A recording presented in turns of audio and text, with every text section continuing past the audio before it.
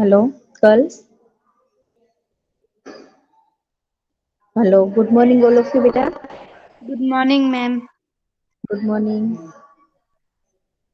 कैसे हैं आप सब? मैम अच्छे हैं मैम, आप कैसे हो? मैं भी ठीक हूँ। बाकी सब मजे में नहीं है? हेलो। मैम है ना, बाकी सब कोई जवाब ही नहीं दे रहा है मैम। हाँ, मैं इसीलिए पूछ रही हूँ। कोई गुड मॉर्निंग भी विश नहीं कर रहा है। Good morning ma'am. और कोई मैं पूछ रही हूँ। Good morning good ma'am. Morning बेटा। तथीर, तथीर बोल रही थी ना। Yes ma'am. गुड मॉर्निंग बेटा। Yes ma'am. Good morning. Okay, तो चलो, आप में से कच्छ कौन घूमने गया है? किसी ने कच्छ देखा है? Yes ma'am. यस। तो कच्छ में क्या क्या देखा आपने? वो वाइट रण होती है, फिर हम्म। वो ऊँट होते हैं, उसमें मैं बैठी भी थी। यस। उसके बाद क्या देखा था आपने वहां पर?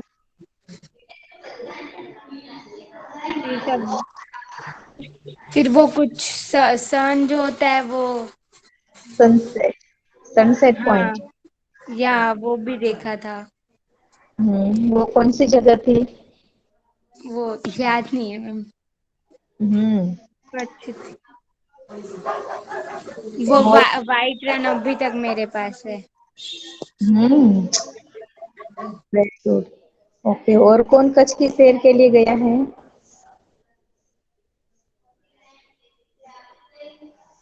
कोई नहीं गया है। ओके, चलो, तो आज हम यहाँ पर बैठे बैठे ही कच्छ की सैर कर लेते हैं। सैर करना यानी कि वहां पर कच्छ में घूमना, कच्छ की सैर। तो आप सबने देखा होगा, अभी 2-3 दिन पहले ही न्यूज में आया था कि कच्छ में पानी की बहुत दिक्कत रहती थी पहले, लेकिन आजकल वहां पर वो पानी की दिक्कत दूर हो गई है। और वहाँ का जो खारा पानी है, उसे मीठा बनाने का प्लांट वहां पर शुरू हो रहा है। और इसका उद्घाटन करने के लिए नरेंद्र मोदी वहां 2 दिन पहले ही आए थे। तो वहां के जो खारा पानी है वो पीने लायक हो जाएगा और सबको उपयोग में आएगा। तो ऐसा प्लांट बन रहा है जो पूरे एशिया का नंबर 1 प्लांट बनने जा रहा है कच्छ में। तो पहले तो कच्छ में क्या सब मान्यता थी, कच्छ के बारे में सबकी मान्यता थी कि कच्छ में वो जो लोगों को सजा देनी है ना, उसे कच्छ में भेज दीजिए, क्योंकि वहां पर पानी की भी तंगी रहती थी और किसी को कोई रोजगारी भी नहीं मिलती थी।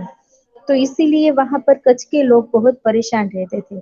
लेकिन आजकल कच्छ में इतनी बड़ी बड़े बड़े प्लांट्स, फैक्ट्रीज और कंडला बंदर आदि की वजह से वहां पर सब लोगों को बहुत काम और रोजगारी मिल रही है। और कच्छ जो जिला है वो सभी जिला में से माना जाए तो वो सबसे आगे है, कि वहां पर लोगों को आजकल काम, रोजगारी और अच्छी तनख्वाह पर भी काम तो मिल रहा है, लेकिन अच्छी तनख्वाह पर काम मिल रहा है। तो आजकल सभी लोग जो है वहां पर जाने की सिफारिश करके जाते हैं कि हमें कच्छ में काम भेजिए और हमें कच्छ में काम करना है। तो कच्छ जो है वह आज एकदम भव्य बन गया है। तो चलो, आज हम करते हैं कच्छ की सैर, कि कच्छ में कौन कौन से स्थल जो है वो घूमने लायक, फिरने लायक है और वहां पर क्या क्या है। तो इससे ही कच्छ की सैर जो है अ, उसका हमें यहाँ पर उस पाठ के लेखक है हरेश धोलकिया, श्री हरेश धोलकिया है। तो हरेश धोलकिया जी जो है वह कच्छ के निवासी ही है, जो वहां पे रहने वाले भी है और वहां पर अध्यापक का काम करते हैं, यानी कि वहां पर वह शिक्षक का काम करते हैं। शिक्षकत्व आपकी पहचान बन गई है। पूर्व राष्ट्रपति श्री एपीजे अब्दुल कलाम की बहुत चर्चित विंग्स ऑफ फायर पुस्तक का आपने गुजराती में अनुवाद अगन पंख शीर्षक से किया है। शिक्षण कार्य के आपके अनुभव संशोधनात्मक लेखन कार्य तथा पत्रकारित्व आपके जीवन लेखन के क्षेत्र है। कच्छ मित्र में आप सुरखाव स्तंभ अंतर्गत लिखते हैं। आपका सर्जन कार्य અગન દોનો પગ 400% आनंद तथा शिक्षण संबंधी गुजराती साहित्य लोकप्रिय है। प्रस्तुत इकाई में आपने कच्छ का परिचय कराने का प्रयास किया है, जिनमें कच्छ एवं इर्द गिर्द के दर्शनीय स्थानों का परिचय कराया गया है। तो इस इकाई में अपनी संस्कृति का आदर, अपनी विरासत का संरक्षण, देश प्रेम आदि मूल्यों को विकसित किया गया है। यहाँ आपकी रचना कच्छ यात्रा का भावानुवाद प्रस्तुत करती है। तो इस पाठ के लेखक कौन है, चलो बताओ। Hello girls, hello hello. Yes ma'am. हाँ, इस पाठ के लेखक कौन है बेटा? हरेश ढोलकियाजी। हरीश। यस। और इस पाठ में हमें क्या क्या बताने वाले हैं? हमारे कच्छ की संस्कृति, यस, उसके विरासत और अपने देश प्रेम की आदि मूल्यों को यहाँ पर उन्होंने विकसित किया गया है। तो विशाल भारत में अनेक दर्शनीय प्रांत है। विशाल भारत यानी कि हमारा देश बहुत बड़ा है, बहुत विशाल है। तो उसमें देखने वाले लायक अनेक स्थल है, अनेक प्रांत यानी कि अनेक राज्य जिला सब है। तो सबका अपना महत्व एवं सौंदर्य है। तो सभी जगह का अपना महत्व एवं खूबसूरती है। गुजरात उनमें से एक अनूठा राज्य है। गुजरात का एक विशिष्ट जिला है कच्छ। गुजरात कहाँ का विशिष्ट जिला है? सॉरी, कच्छ कहाँ का विशिष्ट जिला है? गुजरात का।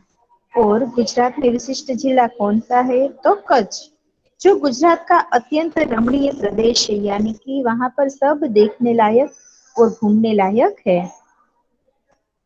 यात्रियों के लिए कच्छ जो है वो आकर्षण का केंद्र रहा है। और हम सब एडवर्टाइज में भी देखते हैं, अमिताभ बच्चन जी कहते हैं कि कच्छ नहीं देखा तो कुछ नहीं देखा, कुछ दिन तो गुजारिए कच्छ में, ऐसी जाहिरात आती है, आप सबने देखी होगी एडवर्टाइज। तो ये बात एकदम सही बात है, क्योंकि कच्छ में इतना सब कुछ देखने और घूमने लायक है जो कहीं और जिले में नहीं है। इसका पौराणिक महत्व भी कम नहीं है, क्योंकि इनमें यहाँ पर माना जाता है कि सब पौराणिक कथा ये हुई है, उसके चिन्ह आज भी हमें कच्छ में दिखाई पड़ते हैं। अनेक दर्शनीय स्थानों के वैविध्य के कारण इसे म्यूजियम भी कह सकते हैं। इसे म्यूजियम क्यों कह सकते हैं? क्योंकि यहाँ पर इतना सब देखने लायक है जो पुराना और पौराणिक है, तो इसे हम म्यूजियम भी कह सकते हैं। कच्छ में प्रवेश करते ही रेगिस्तान के दो भाग देखने को मिलते हैं। हम कच्छ में एंटर ही होते हैं कि हमें कच्छ के रेगिस्तान के दो भाग देखने को मिलते हैं, एक छोटा रेगिस्तान और दूसरा बड़ा रेगिस्तान। तो इन दोनों में रेगिस्तान जैसा कोई लक्षण दिखाई नहीं देता। रेगिस्तान तो है, लेकिन इन दोनों रेगिस्तान में कोई रेगिस्तान जैसे लक्षण नहीं दिखाई देते। रेगिस्तान के लक्षण क्या होते हैं, आप सबको पता है? Hello girls, hello. Yes ma'am. Yes रेगिस्तान मैम। के लक्षण क्या होते हैं बेटा? क्या मैम? रेगिस्तान के लक्षण क्या होते हैं?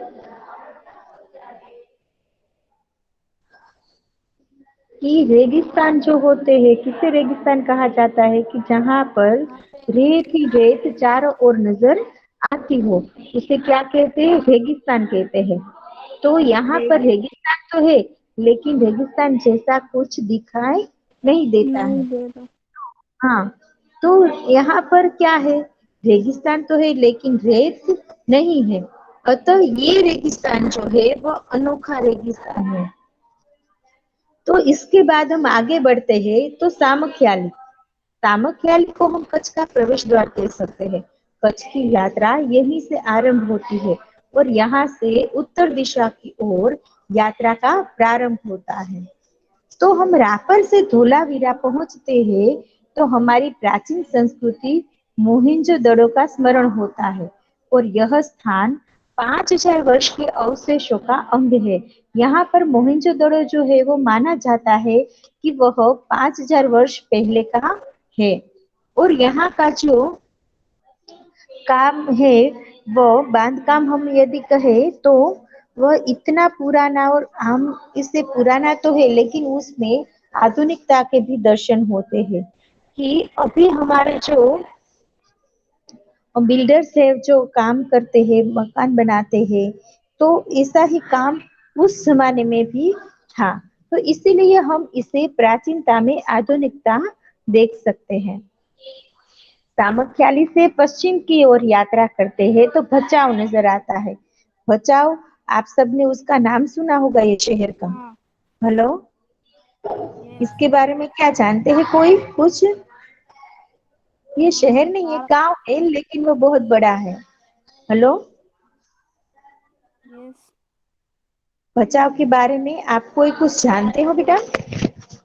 हम तारक। हाँ,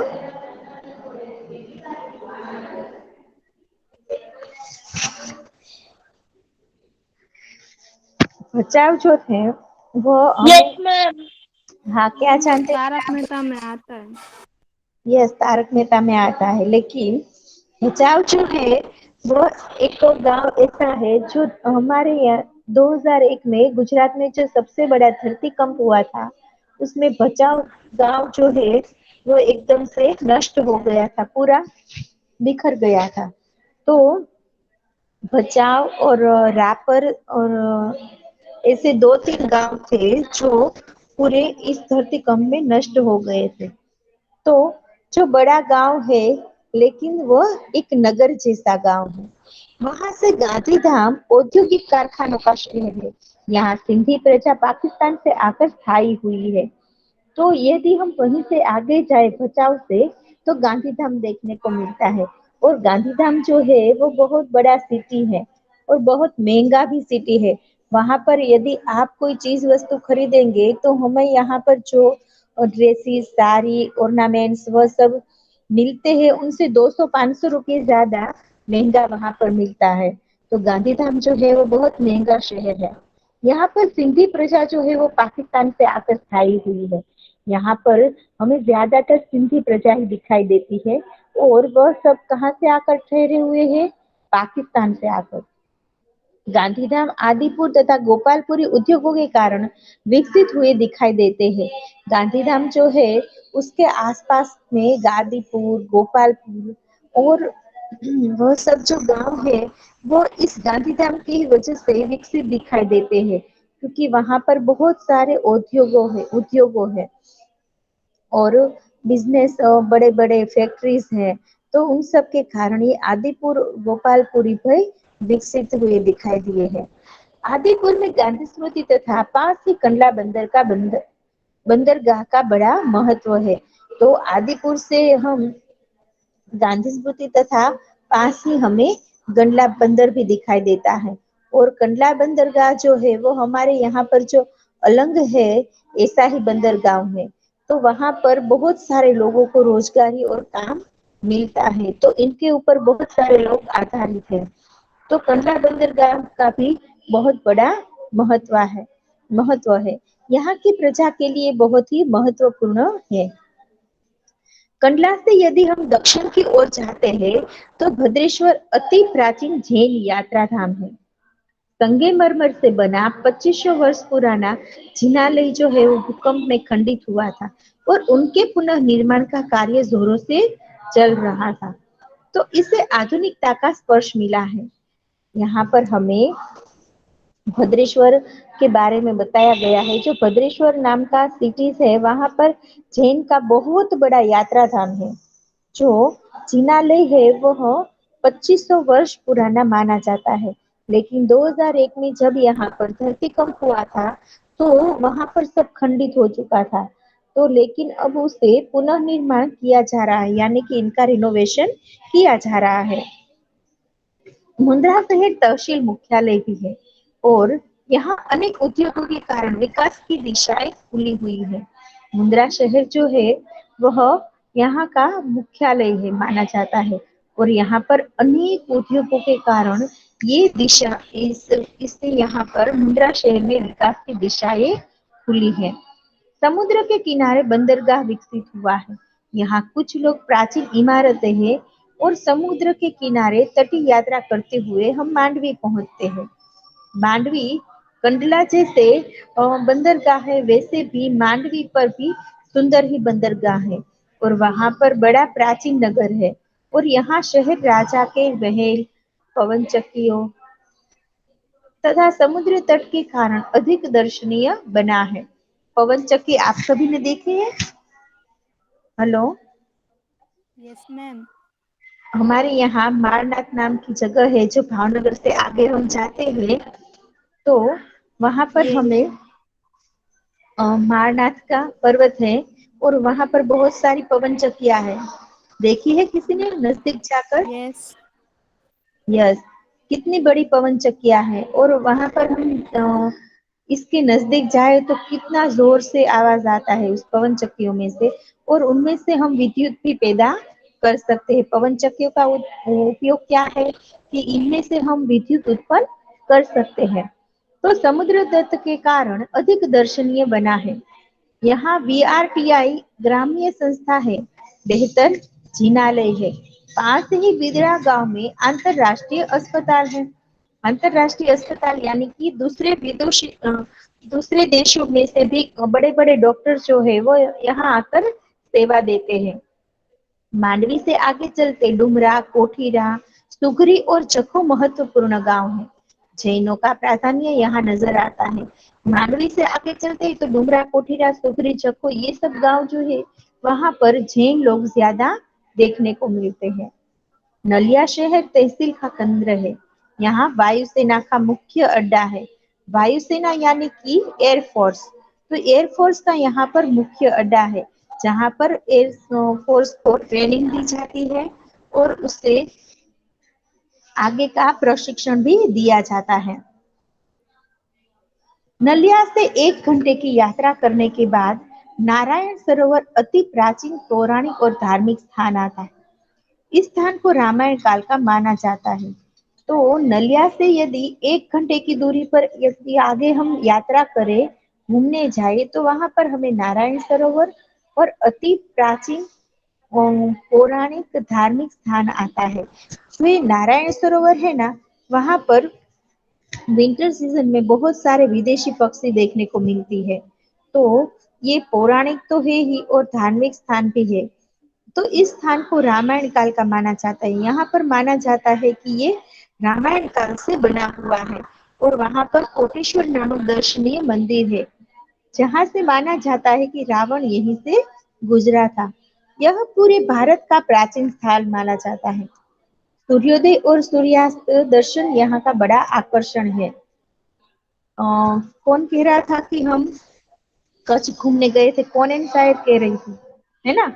मैम हेलो मैं गर्ल्स। दिलीशा, कौन है तो है ही नहीं। दिलीशा, ओके। तो दिलीशा, यस आप मैम। शायद इस नारायण सरोवर पे जाकर आपने सूर्योदय देखा होगा, है ना? तो नारायण सरोवर से आगे की यात्रा में लखपत आता है, जो अति प्राचीन स्थल है। गुरु नानक की चरण रज से पावन इस भूमि पर गुरुद्वारा है। नारायण सरोवर से यदि हम थोड़े ही दूर जाए तो वहां पर हमें लखपत स्थल नजर आता है।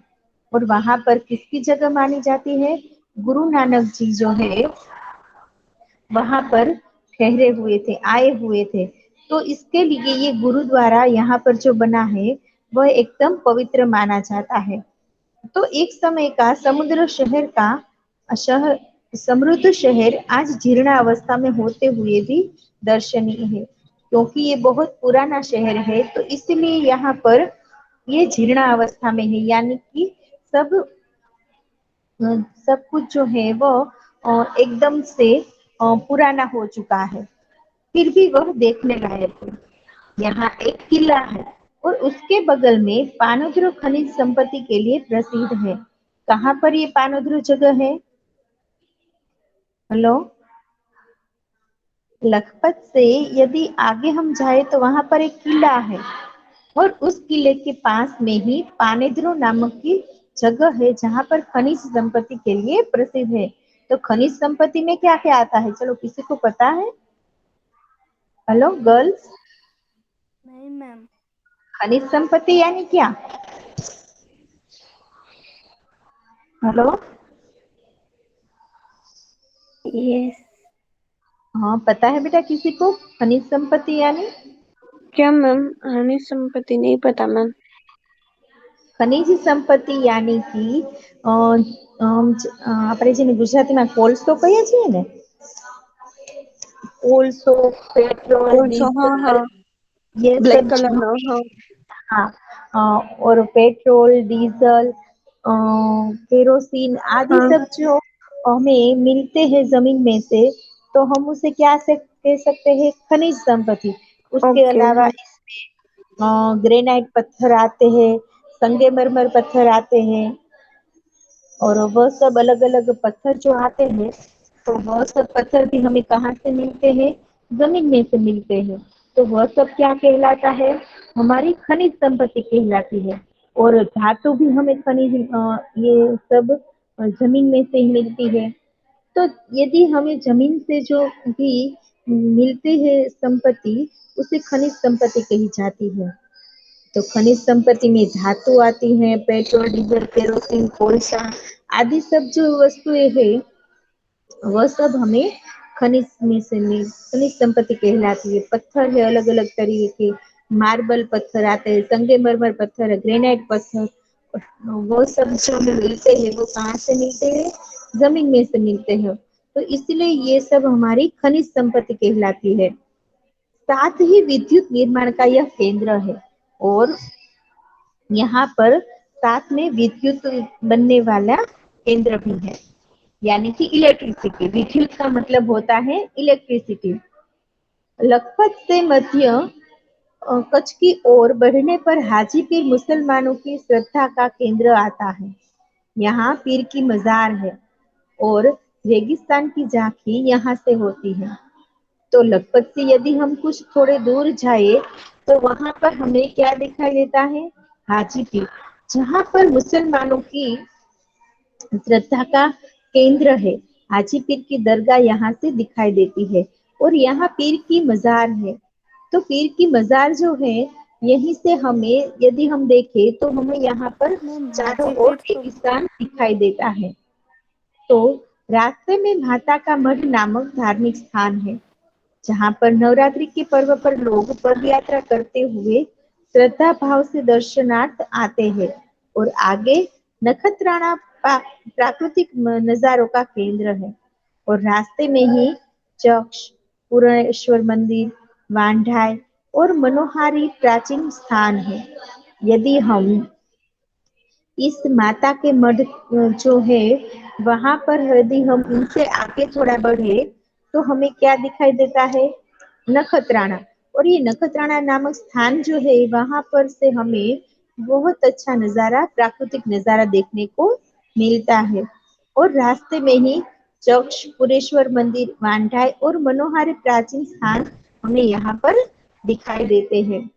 अब कच्छ का मुख्य केंद्र भुज आते ही हमें वैभव का परिचय होता है। तो कच्छ जो है वो, उसका मुख्य केंद्र किसे माना जाता है, भुज को माना जाता है। हम बोलते हैं तो भी हम क्या बोलते हैं, हमें कच्छ भुज जाना है, कि कच्छ भुज की बस कौन से टाइम पर होगी। तो हम यदि कच्छ के बारे में कोई भी बात करने जाते हैं, तो हम इनके साथ भुज का नाम तो लेते ही। जैसे गुजरात का मेन सिटीज है वो गांधीनगर है, तो इसी ही तरह ये कच्छ का साथ साथ भुज जो है, वो भी एकदम से बड़ा सिटी है, और ये उसका मुख्य शहर माना जाता है। तो भुज में कौन कौन से देखने लायक स्थल है, तो उनकी यादी में हम जितने नाम ले उतने कम है। जैसे कि आईना महल, प्राग महल, टावर, स्वामीनारायण मंदिर, हिल गार्डन, हमीरसर तालाब, भुजिया पहाड़, लोक संग्रहालय, विश्वविद्यालय आदि के दर्शन करके हम आनंद ले सकते हैं। सन 2001 के भूचाल ने इसे खंडित किया था, तो लोगों ने उसे नए स्वरूप में पुनः निर्माण करके उसे सुंदर शहर शहर बना दिया है। 2001 में जब भूकंप हुआ था तो इसके बाद वहां के सभी लोगों ने उन्हें नए स्वरूप में उसका रिनोवेशन करवा के एक सुंदर शहर बना दिया है। भुज से यदि उत्तर दिशा में जाए तो वहां पर अ, उत्तर दिशा की ओर खावड़ा में काला डूंगर है। पहाड़ पर चढ़कर रेगिस्तान की झांकी करना एक अनोखा अनुभव है।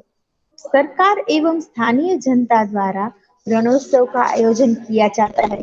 हम सब ने टीवी में देखे होंगे, टेलीविजन में न्यूज में आते हैं और दूरदर्शन में देखे तो उसके ये रणोत्सव के प्रोग्राम ही सेट किए होते हैं और जो टाइम फिक्स किया होता है उसमें हमें रणोत्सव का कार्यक्रम भी दिखाते हैं दूरदर्शन केंद्र पर।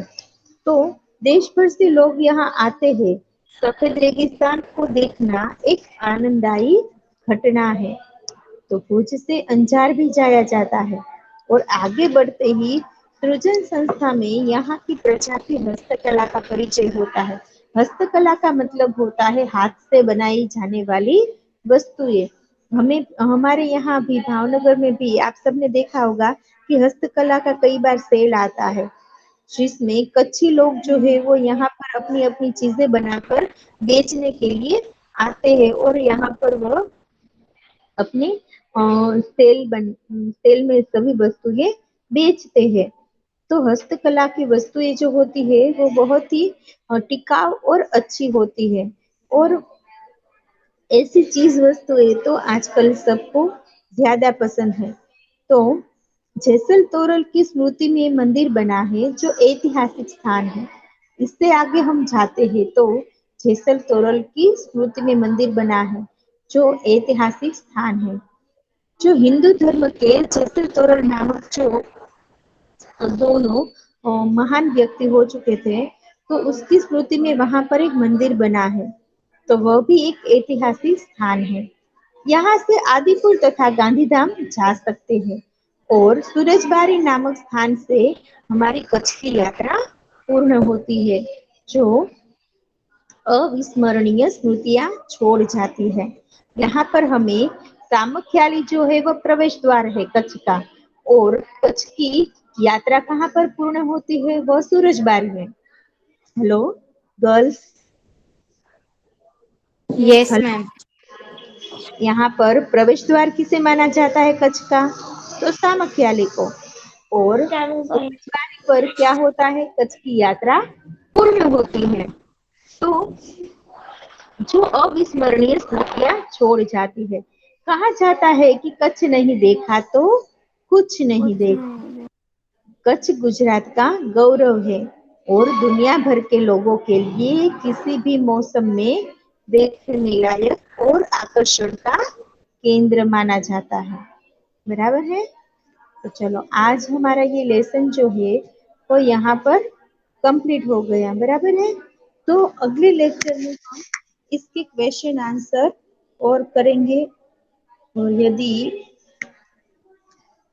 चाहे तो हम इसे एक बार रिवाइज करके थोड़ा बहुत रीड कर लेंगे। ओके। ताकि अच्छी तरह से ये लेसन जो है वो हमें याद रह जाए। बराबर है। ओके बेटा। Bye. Yes ma'am. Bye ma'am. Bye बेटा। Take okay care. Ma'am, bye ma'am.